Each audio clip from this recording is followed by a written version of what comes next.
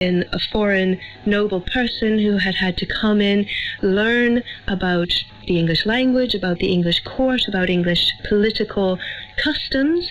She could help him.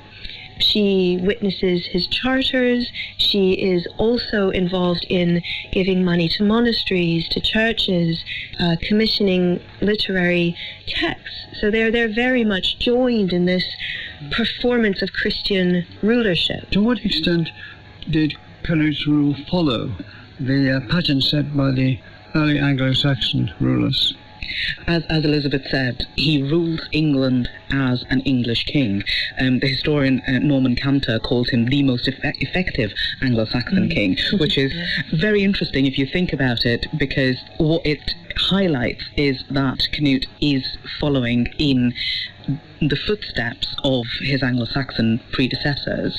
He's using the same administrative systems, he's using the same tactics when it comes to dealing with the church, with his nobility. His economics are pretty much the same. He's using the same coinage structures, the same economic and monetary structures that already exist in England. He's also issuing laws exactly in the way that Anglo-Saxon kings used to. And in fact, in one of his letters, he sort of makes this really rather bold claim that he's an English king and he's ruling the English people as under the laws of King Edgar.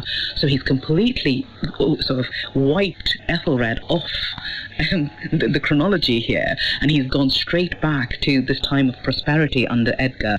And what he's saying to the English people is, this is what I'm going to bring you back to that moment of prosperity and of peace. And he succeeds.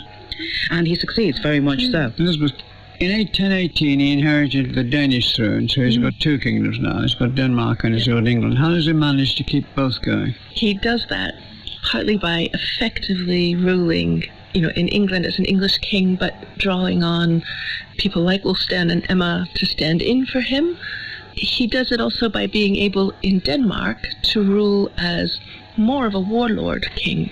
There he's less on the top of the pile and more having to deal with other rulers who are not kings but are quite strong alongside him. And I think it's part of his astuteness that he knows and understands deeply how both systems work. So he can be in more than one place at a time by deploying family members. So eventually he sends his son Harthacnut to Denmark as a regent. He sends his son Svein to Norway as a regent, along with his mother Elfgifu. Talking about Norway, he declared himself to be king of Norway, didn't he? In 1027. So that's three gone. How does he manage that? It's a silly question. It's not that silly. If you've got three kingdoms, how do you manage them? Well, he was also very good at navigating Norwegian political structures. Bribery is the short answer when it comes to Norway. Bribery, well, absolutely. There's never seen about that then. There's two powerful, charismatic rulers in Scandinavia at this moment. There's Knut, who's got England and Denmark, but you've also got the King of Norway, Olavur Haraldsson, and he's allied with the King of Sweden. And Olavur he's a sort of missionary king. He's trying to extend Christianity throughout Norway, extend his kingdom, and that's a real threat to Knut. And so there's a few skirmishes, there's a battle off southern Sweden, the Battle of Holy River, but the military confrontation between these two sort of axes is inconclusive, so Knut starts bribing the Norwegian noblemen, probably those who are already a bit upset with Olavur and his sort of grab on power. He starts bribing them to pledge allegiance to himself, to Knut. I think we see there something in Norway that we've also seen in England, that he is very, very good at coming in and seeing where the internal divisions lie and capitalizing on them. It's remarkable, isn't it? I mean, so he's got three kingdoms already. And is there any one thing that defines him, his success? He's a chameleon. He's transnational.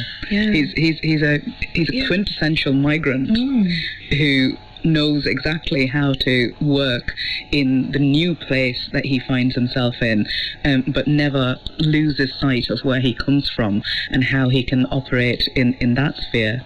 One thing I picked up on as I was reading for this is he never seems to be lacking in cash or wealth. Well, a lot of that wealth comes out of England. And precisely because England is a particularly well organized and central kingdom, and he can extract taxes from England. So that's where a lot of his wealth comes from.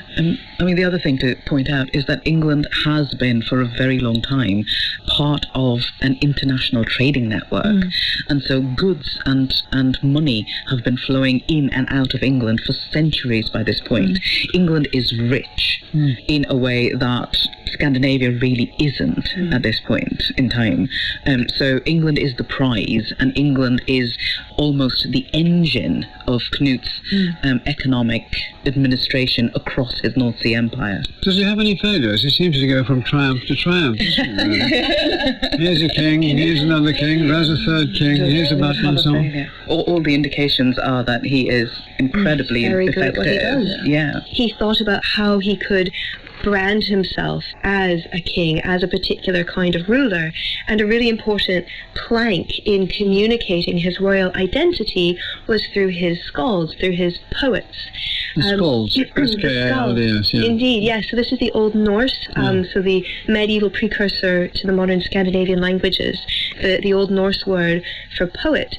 And for centuries before Knut, at least 2 centuries, a king or a ruler would have known they'd made it if the skalds, if the poets were coming to their court and praising them in this incredibly complicated poetry. It involves wordplay and complicated meter and alliteration, and it's a way of saying, this is the best king. And so when Knut was king in England, his court in England, for example, became the center of Old Norse poetry production in Scandinavia, in Europe.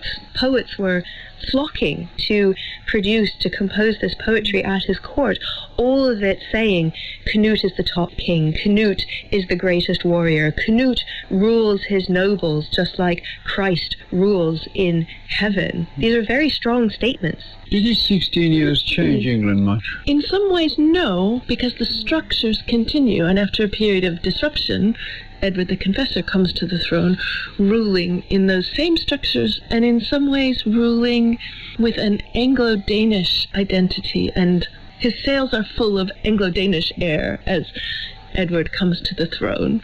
But I think if we go back to the failure issue, I think the failure is shown by what happens after he dies.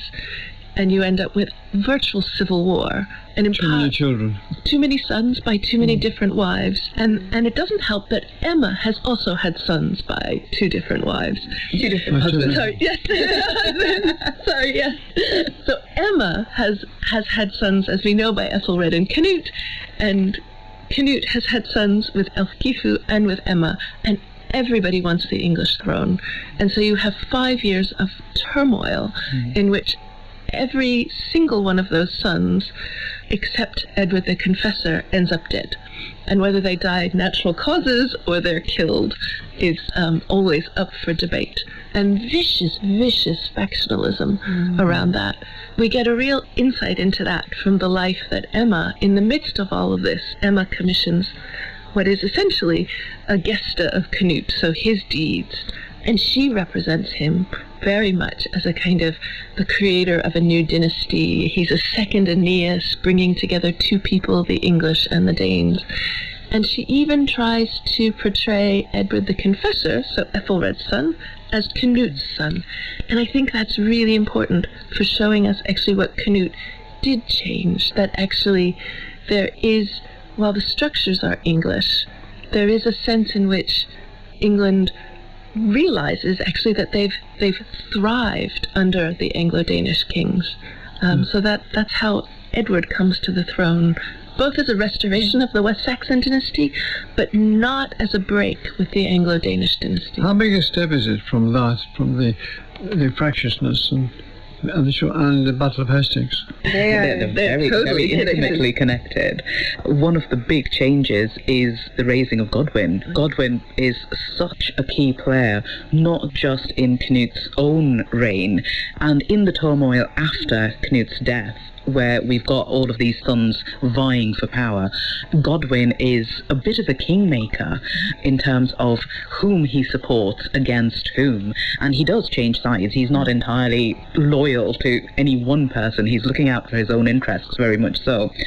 After Godwin, we then have his son, Harold Godwinson, who similarly tries to broker power in England and in Normandy at the same time, and ends up himself as the King of England, and then first defending against the Scandinavians at the Battle of Stamford Bridge, and then defending against the Normans at the Battle of Hastings in 1066. Well, thank you very much. Thank you. I enjoyed that a lot. I hope everybody else did. So, oh yes, there's a big question. There's a big question. Come on, man. What about Canute and the waves? Holding back the waves? Showing who could hold back the waves? What was happening? Well, did he even sit by the sea? No, just don't spoil everything. Well, he might have been on the Thames, or he might not have done it at all. But as we've been saying, he was a Christian king, and he was very good at showing people how good a Christian king he was. So if we accept that Canute stood by some water and that he commanded the water not to come towards him, he was, in the earliest sources to talk about this, he was performing his own lack of power against the sea and therefore against God. And so the stories of... He was showing he didn't have power. He was showing he didn't have power, which of course he didn't. But he was also acknowledging the fact that people knew he had power, but showing its limits, and its limits were with respect to God. So, which, if you think about it, is quite a claim. This is me, powerful. Guess who's the only one who's more powerful than me? God. The big guy up there. So it's humility, but it's humility also with a bit of showing off. Oh, quite a bit of showing off. Yeah, and it ties in the brand. I mean, again, it may or may not have happened, but if we think so much you've been talking about this morning. Well, indeed, it's the 11th century after all. But it ties in with the Skaldic verse, which is also saying he is sort of next under God. He is like God on earth. He uses every possible kind of cultural trope in his arsenal to show just how powerful he is after God. Well, thank you very much. Thanks to Elizabeth Tyler, Irene Gowers and Pragya Vora, and our studio engineer Duncan Hannant. Next week, the Battle of Crecy. Thanks for listening. Inner Time with Melvyn Bragg is produced by Luke Mulhall. In a moment, Luke Jones presents The World Tonight. But first, a quick look at the weather forecast. Tonight, much of the UK will be dry and clear with very light winds. Eastern England will have variable cloud lingering, with the southeast perhaps seeing a few showers until dawn. Shetland will still see spells of rain, these easing by dawn. A few sheltered areas may see isolated mist and fog patches. Tomorrow, most areas will see some sunshine and after a colder start with a touch of frost in places. Across the UK, there will be even lighter winds and variable cloud in the afternoon. The North Sea coast may see more in the way of cloud, with southeast England seeing a few light showers. Looking ahead, most will see variable cloud and sunny spells on Saturday and Sunday morning. Northwest Scotland and Northern Ireland will turn windy and unsettled on Sunday evening.